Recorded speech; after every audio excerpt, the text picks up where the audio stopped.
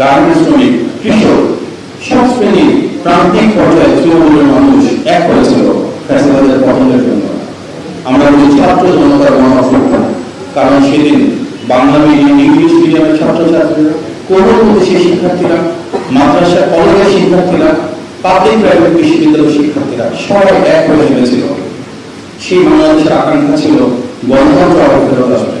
সেই বাংলাদেশের আকাঙ্ক্ষা ছিল আমরা সমতা এবং ন্যায্যতা নিশ্চিত করব। সেই বাংলাদেশের আকাঙ্ক্ষা ছিল যেসব শহীদ জীবন দিয়েছেন তাদের মায়ের সেই প্রত্যাশার বাংলাদেশ আমরা আবার সবাই এক হয়ে বিনির্মাণ করব। আজকে ফ্যাসিবাদ পরবর্তী বাংলাদেশে একটা অবাধ, সুষ্ঠু এবং গ্রহণযোগ্য নির্বাচনের মাধ্যমে বিএনপি রাষ্ট্র পরিচালনার দায়িত্বে এসেছে। এটি সেই দল যেটি 16 বছরের ফ্যাসিবাদ বিরোধী আন্দোলনে সবচেয়ে বেশি গুম, খুন, হামলা, মামলা ঘটনার শিকার হয়েছিল। বিএনপি সেই রাজনৈতিক দল যেটি ফ্যাসিবাদের সময় 400-এরও বেশি শহীদদের ধারণ করেছে।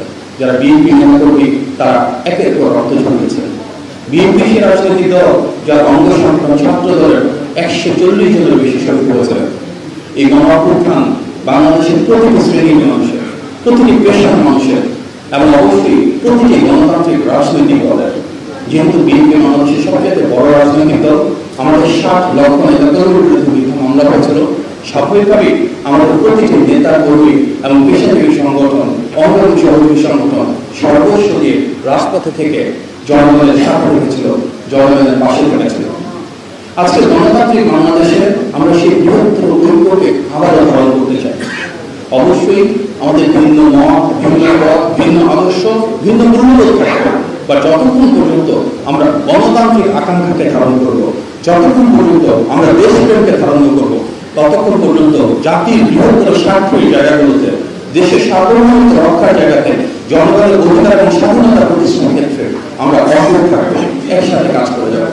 সেখানে প্রতিটি পেশার এবং শ্রেণীর মানুষ যেভাবে গণ-অভ্যুত্থানে এবং 16 বছরের ফ্যাসিবাদ বিরোধী আন্দোলনের ভূমিকা রেখেছিল, সেই ধারাবাহিকতায় আজকে অত্যন্ত গুরুত্বপূর্ণ ভূমিকা রাখতে পারে। তবে সাংবাদিকদের দায়িত্বটা আরো বেশি, কারণ আপনারা জাতির দর্পণের মতন করে সকল স্টেক হোল্ডারদের ভূমিকা গণমানুষের সঙ্গে উপস্থাপন করেন। আমরা বিশ্বাস করি ফ্যাসিবাদ বিরোধী আন্দোলনে আপনাদের মাঝে একটি বিশাল অংশ যেভাবে রুখে দাঁড়িয়েছিলেন, দেশের মানুষের পক্ষে অবস্থান করেছিলেন, আজকের পরিবর্তিত পরিস্থিতিতেও আমরা সবাই মিলে এক হয়ে যা সত্য এবং সঠিক, যা ন্যায্য এবং ন্যায়সঙ্গত, সেটা জাতির সামনে উপস্থাপন করব। ঐতিহ্যগতভাবে বিএনপি সেই রাজনৈতিক দল যেটি বারবার বাক স্বাধীনতা স্থাপন করেছিল। শহীদ প্রেসিডেন্ট জিয়া রহমান যখন সরকার পরিচালনা আসেন, 4টির বাইরে সব সংবাদপত্র বন্ধ ছিল, উনি সবগুলো উন্মুক্ত করে দিয়েছিলেন। দেশের এবং খালেদা জিয়ার সময় সবচেয়ে বেশি গণমাধ্যম বাংলাদেশে পথযাত্রা শুরু করে এবং একটিবারের জন্য কোনো বাক স্বাধীনতা কোনোভাবে নিয়ন্ত্রণ করা হয়নি। আমরা যখন প্রেস ক্লাবের যে উন্নয়ন এবং অভিযাত্রা, সেখানে শুরু করতে বিএনপি সরকার এবং শহীদ প্রেসিডেন্ট জিয়া রহমানের কি ভূমিকা রেখেছিলেন। আজকে আমরা যে ঢাকা রেফারেন্স ইউনিটি রয়েছে, এটিও শুরু করেছিল মাননীয় প্রধানমন্ত্রী বেগম খালেদা জিয়া যখন দেশের দায়িত্বে ছিলেন। আজকে আমাদের যিনি মাননীয় প্রধানমন্ত্রী জনাব তারেক রহমান, তিনি দীর্ঘ 16 বছরের ফ্যাসিবাদের সেই সময়ে সবচেয়ে বেশি বাক স্বাধীনতা হরণ করেছিলেন। উনি এমনভাবে বাক স্বাধীনতা হরণের শিকার হয়েছিলেন যেখানে আইনের মাধ্যমে, আদালতের মাধ্যমে ওনার কথা বলার অধিকারকে, ওনার বক্তব্য প্রচারের অধিকারকে, ওনার প্রচারণার অধিকারকে কেড়ে নেওয়া হয়েছিল।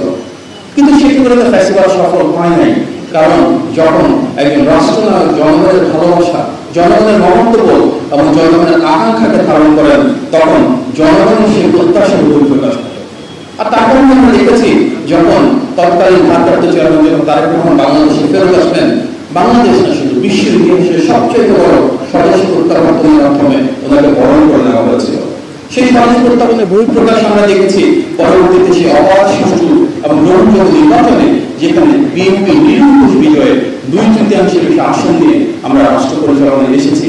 জনগণের প্রত্যাশা পূরণের মাধ্যমে মাননীয় প্রধানমন্ত্রীর দায়িত্বভার গ্রহণ করেছেন জনাব তারেক রহমান। আজকের পরিবর্তিত এই রাষ্ট্র ব্যবস্থায় সামনের দিনগুলোতে আমরা সবাই এক হয়ে গণতান্ত্রিক আকাঙ্ক্ষা এবং দেশপ্রেমকে ধারণ করে এই বাংলাদেশকে নতুনভাবে গড়ে তুলতে চাই। আমরা চাই নির্বাচন ইশতেহারে যে প্রস্তাবনা দেওয়া ছিল, মাননীয় প্রধানমন্ত্রী যে প্রতিশ্রুতি ছিল, তার প্রত্যেকটা মিনিস্ট্রি ধরে ধরে, সেক্টর ধরে ধরে আমরা বাস্তবায়ন করবো। এবং আজকে প্রায় 5 মাস হতে চলল নির্বাচিত সরকারের এই সময়টিতে আপনারা দেখবেন প্রতিটি নিউজপেতে প্রতিটি নির্বাচনী ইশতেহারের প্রধান ধারাগুলো বাস্তবায়নের জন্য একসাথে কাঁধে কাঁধ মিলিয়ে আমরা একটি বৃহত্তর ঐক্য প্রতিষ্ঠার মাধ্যমে দেশকে সামনের দিকে এগিয়ে নিয়ে যেতে যাচ্ছি।